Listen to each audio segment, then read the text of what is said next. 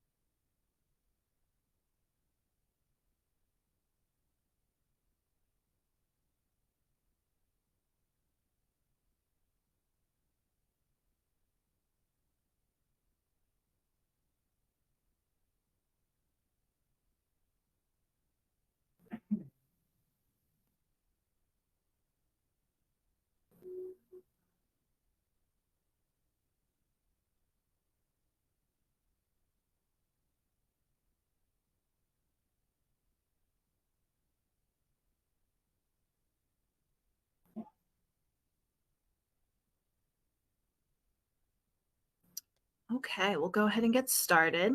Thank you all for joining us this evening. This is our last installment of our Fire Tree webinar. So today we are talking about addiction in the family, with a special emphasis on enabling and boundary setting. My name is Amber Biddle, and I am the Corporate Clinical Director for Fire Tree's drug and alcohol facilities, including our halfway houses.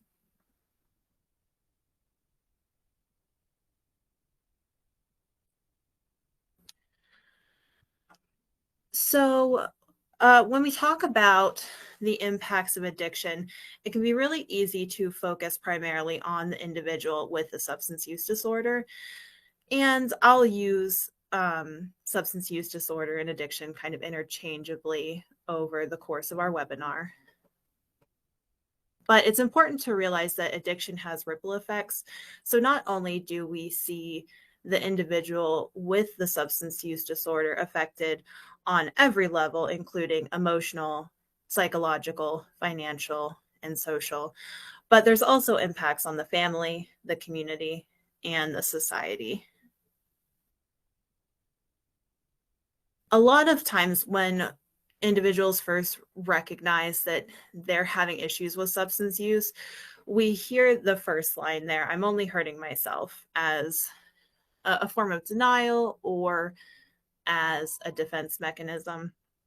And especially if it's a person who isn't sure about change or maybe hasn't really come to terms with how their behaviors have impacted their loved ones. But it's one of the things that we address as someone is progressing in treatment, to be able to have a realistic idea of how their behavior is affecting everybody around them. And that's the importance of having the family involved in the treatment process as well. So when we talk about the family as a system, it can be helpful to consider family systems theory when talking about substance use disorder. So what family systems theory says is that individuals can't be understood in isolation from their families.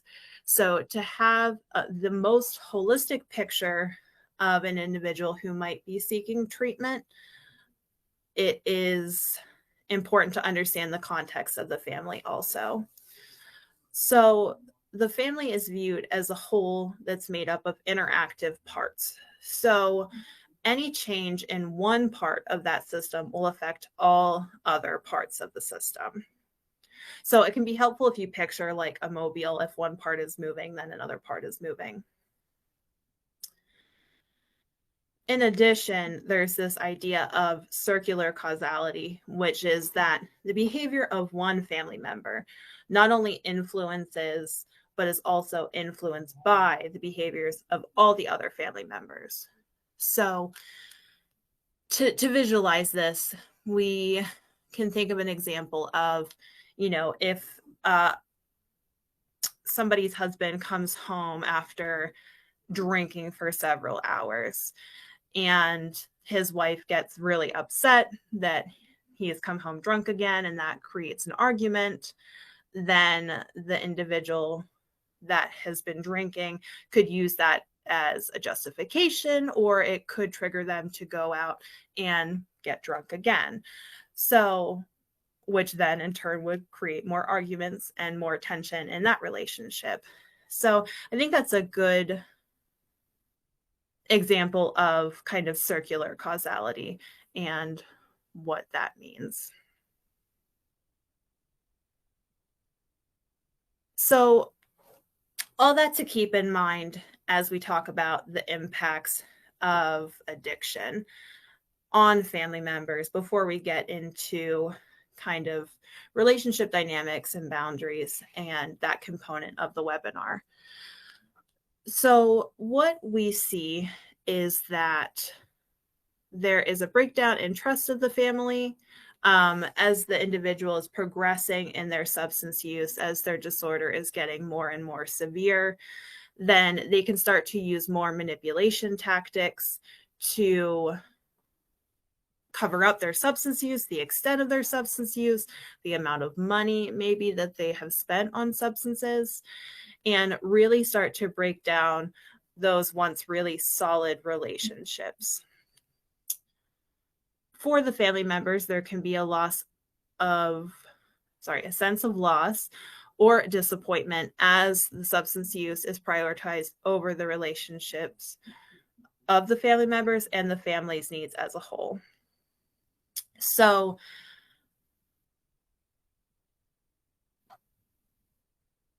it may be in the example that we gave before, that same individual that has spent the entire evening drinking, maybe he's late for his daughter's birthday party because he lost track of time. Maybe the effects from the substance use or getting the substances in some circumstances can really take priority over even important family engagements. Substance use can have an impact, just a heavy emotional toll on family members. There was a 2018 study that took a look at the rates of anxiety, depression, and sleep disturbance in family members of an individual with substance use disorder who was seeking treatment. And there were,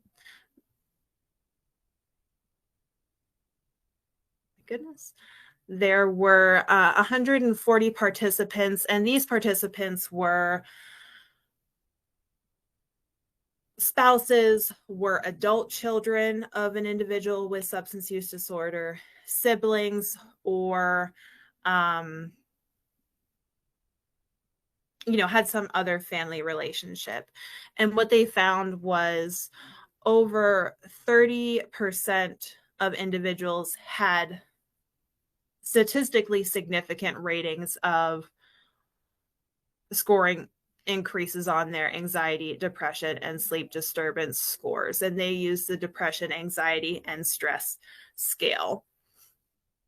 And interestingly, they found that it didn't matter the relationship of the individual family member that they were looking at, just that the individual was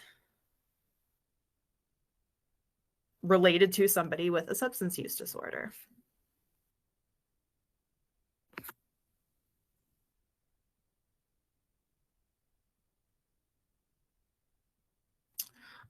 Just as the individual with substance use disorder is impacted by family members or by stigma, family members are also at risk of being impacted by the same stigma. So, we as clinicians know how harmful it is to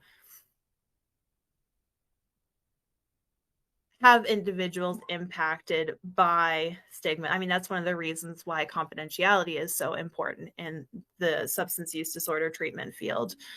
But family members frequently can hear derogatory statements about their loved one. They can be blamed as the cause of the problem, or maybe the reason that the person who has a substance use disorder hasn't gotten sober yet. There's potential for them to isolate from their supports because of feeling shame or being worried about judgment of individuals who maybe don't have as much understanding of substance use disorder. And there are generally higher rates of involvement in the criminal justice system or in child protective services. So that can also impact stigma and perceptions of the family as a whole.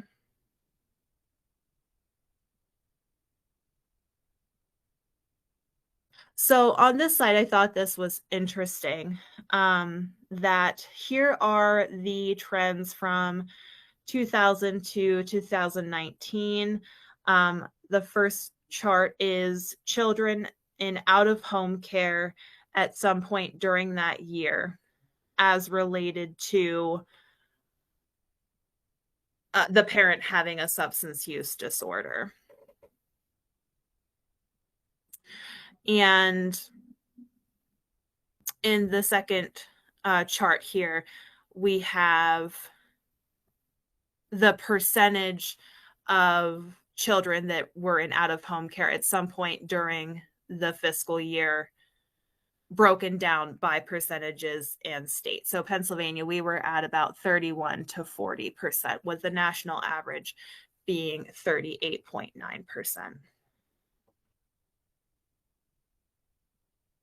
So, and this was from the Adoption and Foster Care Analysis and Reporting System. And as you can see, from 2000, we went from a prevalence rate of 18.5 to 38.9%. So this can be due to a couple things, including potentially just better tracking, but also it may speak to the trends of substance use.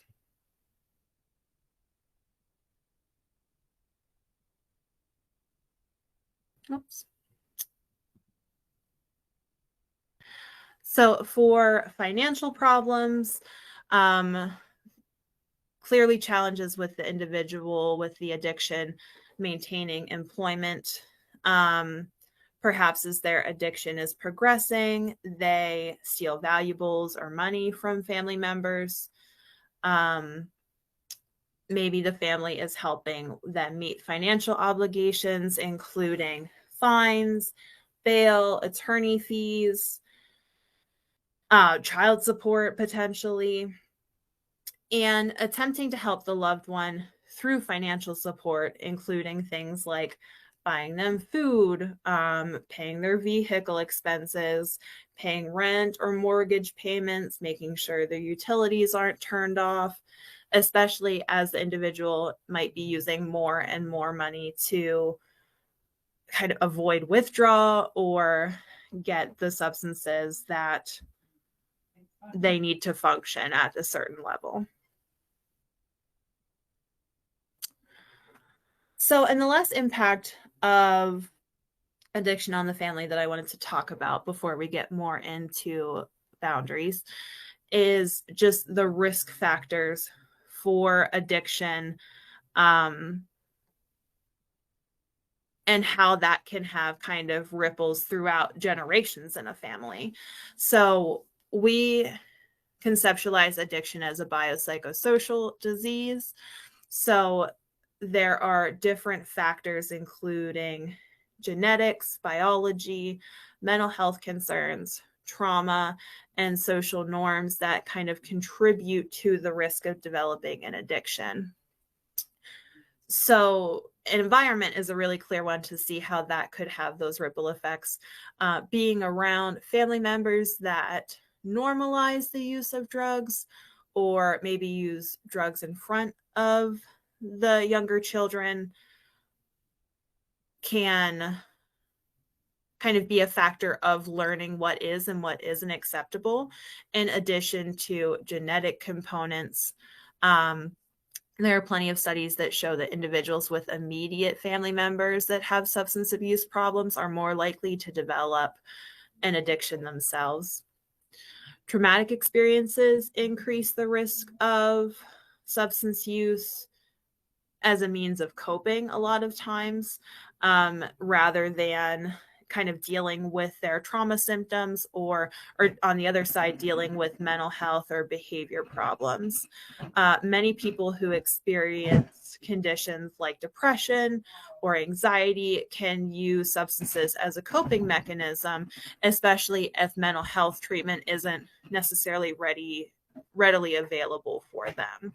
But that in turn can kind of create a cycle and then worsen not only the addiction, but also the mental and behavioral health concerns.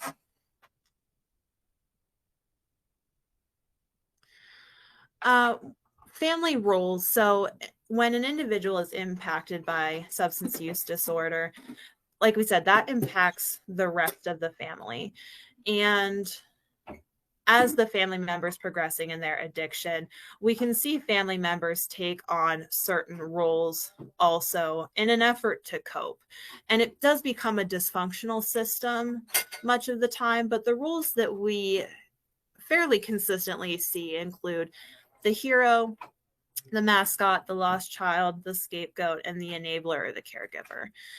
So the hero is the person in the family, and it really could be any member of the family. It could be the spouse, it could be the child, but somebody who functions as an overachiever, who really is trying to draw the attention away from the person with the substance use disorder through their achievements, and is trying to compensate for the shame that can be associated with somebody having a substance use disorder in the family. This person might be in denial, but we generally see a lot of people pleasing tendencies in this person that's taken on this role.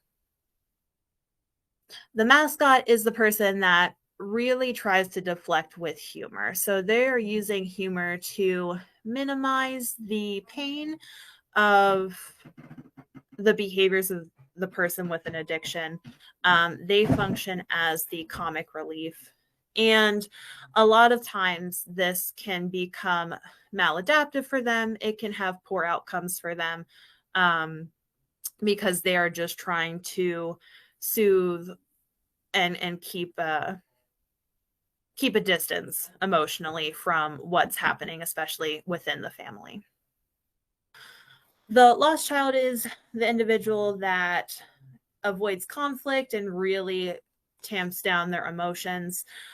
They don't want to drain the emotional resources from the family. So they do what they can to be as quiet, as non-presuming, as invisible as possible, in an effort to not rock the boat. The scapegoat is somebody that diverts the attention through creating other problems to avoid the real focus on the person with substance use disorder. So a lot of times they can be blamed for things. Maybe that looks like somebody, the child of an addict being consistently truant or having behavior problems in school or getting into fights with others, in an effort to, again, draw the attention away from the person with the substance use disorder. And lastly, we have the person that takes on an enabler or a caregiver role. So these behaviors stem from a desire to avoid shame and embarrassment. So they are trying their hardest to take care of the person with the addiction, to make sure their needs are met, to make sure that things are held together, and they're trying their best to keep the family from being impacted. And as you can imagine, as the person's addiction progresses, this gets harder and harder to do. So, as we transition now to talking about enabling and boundaries, um, just a quick note. So, enabling are behaviors that protect the substance user from experiencing the pain and consequences of their using behavior. Um, a lot of times, I think stigma associated with addiction is particularly um, the person who is viewed as enabling really can get a lot of that kind of stigma. But it's important to keep in mind that enabling is born from a desire to help the loved one and to protect them. Um, Enabling helps to maintain the status quo, which unfortunately means that the person will likely continue to use because they're not experiencing any of the negative consequences. So I used to run a group when I was working directly with clients that kind of had a visual about enabling that I want to share with you. So I had the individuals in group write down consequences of addiction on pieces of paper. So those would look like missing work, um, you know, throwing up in the hallway after a night of drinking, um, having legal problems, needing to pay fines, being short on rent, those kind of things. And what they would do is they would crumple them up on pieces of paper. And I would have myself sitting in the middle of the room, and I was, for this visual, the person with the substance use disorder. So I would have one of the other clients play my enabler. And what they would do is the rest of the group would try to throw these pieces of paper with the consequences at me. And the enabler's job was to exert all this energy to try to keep these pieces of paper away, knock them away from me so I'm not experiencing them.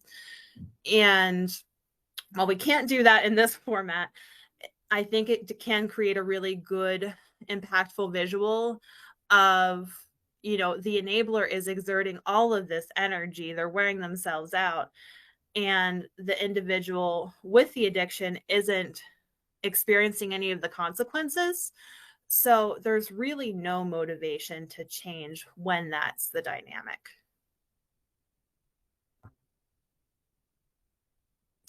So some examples of enabling can include ignoring the problem, um, downplaying the severity of the substance use disorder, downplaying the frequency that the person might be under the influence of drugs or alcohol, especially a more socially acceptable substance like alcohol. I think enabling is really, especially this component of enabling, can be really pervasive. Providing money or financial support, sometimes providing substances themselves because the person with the addiction is pleading that they don't want to be sick, and it can be easy to give into that because you don't want to see your loved one sick and suffering. Completing tasks that the individual is supposed to do themselves. So that can be maybe taking care of buying a gift for their kiddo's birthday party. That could be maybe calling into work with excuses or justifications of why that person can't come in, lying to others about what's happening, and viewing substance use disorder and the related behaviors as stemming from something else. So just as we see people with substance use disorder struggling with denial in the early stages, the family struggles with denial at times too.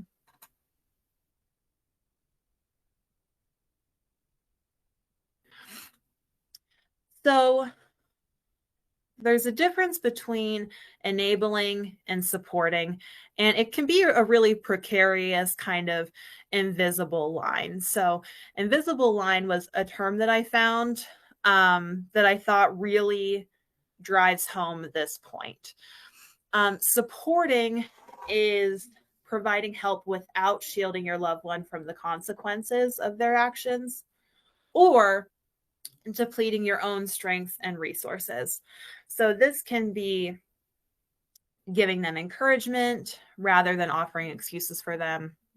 This can be helping them to find the appropriate treatment program when they're ready. This can be, giving them tools to help them kind of become more motivated for their sobriety, right? Maybe supporting looks like offering to go with somebody to a 12-step community-based meeting. So to check where you're at, to kind of gauge, these questions can be helpful, especially in terms of assessing, like, are you depleting your own strength and resources rather than kind of protecting your own energy while supporting your loved one?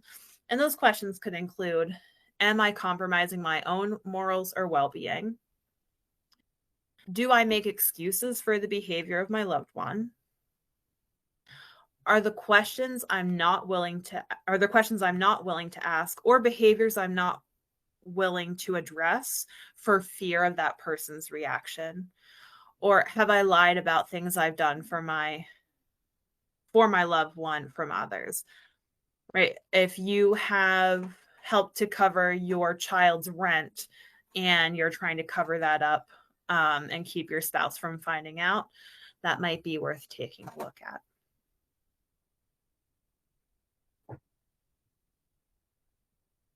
So on the flip side of that, then, supporting can look like, I think first and foremost, becoming educated about substance use disorder and the realities of substance use disorder. Coming to a place where you're willing to set healthy boundaries and reinforce them. Use healthy communication. Help your loved one find treatment when they're ready. And practice self-care and engage in your own recovery or potentially mental health treatment.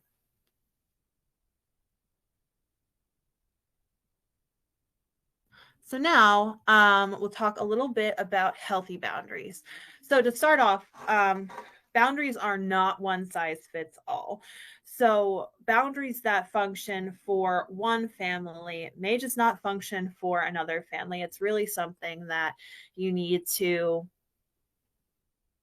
kind of generate and consider based on your own family dynamics, and also potentially where your loved one is at in their recovery. So personal boundaries are physical and emotional limits that people set as a way to safeguard their own well-being. They help people ensure that relationships are safe, supportive, and respectful. Ideally, boundaries will help your loved one take responsibility for their actions, which then can motivate change. So generally, we see an individual become more willing to pursue sobriety the more consequences they experience. So the term rock bottom, although not necessarily everyone needs to experience rock bottom to feel motivated to make those changes, but if nothing changes, nothing changes. So they have to experience some sort of consequences to have a desire to change. Ideally, boundaries will be firm, but also fair. So a good framework for creating a boundary includes stating what the issue is, explain what the desired actions are, and if those actions aren't achieved, specify what the consequence will be. So I have some examples here. including no drugs or alcohol will be allowed in the house, nor will you be allowed in if you've used them. If you get into legal trouble as a result of your addiction, I won't bail you out or provide you with legal representation. And the family won't wait for you to show up when plans have been made to attend an event because of your substance use. So it's important to remember that boundaries are not punishment, they're protective.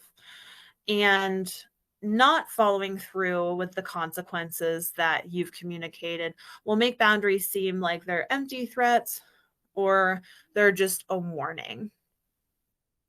And certainly that's easier said than done, but this is really helping a loved one be accountable and be able to experience the full consequences of their choices. While you can't control your loved one's actions, you can control how you respond to them. So I think this is another crucial piece of, you aren't able to control anybody else's behavior. What you can control is your reaction. So for our examples before, right, I am saying that if you choose to use drugs or alcohol, my action will be, I won't let you in my house.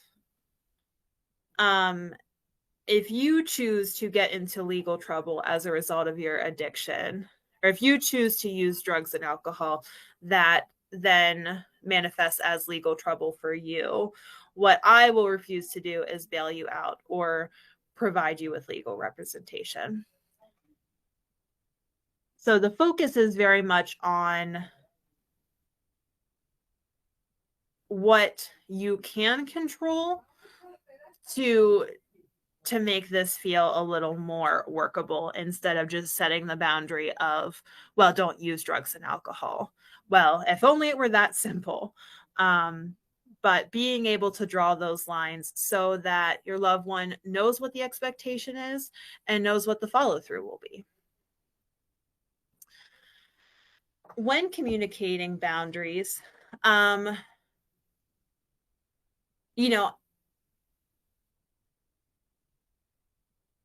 it's likely that it's going to be an emotionally charged conversation regardless, because a lot of folks aren't being used to being held accountable, and that can be a tough conversation to have. So having some sort of awareness of that and preparation for that potentially. Ideally picking a time when your loved one is not under the influence and is in a relatively calm state. Being calm yourself and communicating boundaries and consequences in a way that's explicit and clear and direct. Ideally, you will have other family members on the same page, and that if you can have this conversation together in a way that doesn't feel attacking for the individual with a substance use disorder, but that does offer you support and creates this visual of, we are a unified front, and here are the boundaries that we're setting in order to help you. Being able to use I statements to communicate from a place of love. So that comes back to healthy communication, being able to share how you're impacted by your loved one's choices and communicate that in an effective way while you're setting boundaries. And I love this from the saying from Al-Anon, which is say what you mean what you say, just don't say it mean. Okay. And lastly, I've just offered, put together some resources for families. So that is a resource from SAMHSA that has just some information about, that's the Substance Abuse and Mental Health Services Administration. So they have some excellent resources on their website. You can attend peer support meetings such as Al-Anon or Nar-Anon. Those are specifically support meetings for family members of an individual with substance use disorder. You can seek out individual therapy or counseling on your own for support. As we talked about, there were a lot of impacts on the family, and sometimes it can be good to seek your own counseling out. Doing what you can to practice your own self-care to manage your stress, and whatever that happens to look like for you. And then a link to our Firetree website, where you can take a look at our programs and just some additional resources there.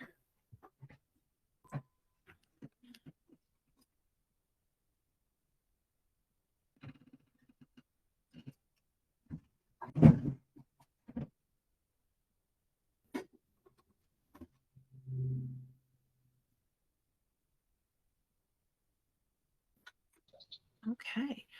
So I don't see any questions in the chat, but I thank you all for attending. I hope that was informative, and I hope there were some helpful pieces. But yeah, thank you all for your time. Keep an eye out for our next webinar, and thank you all very much.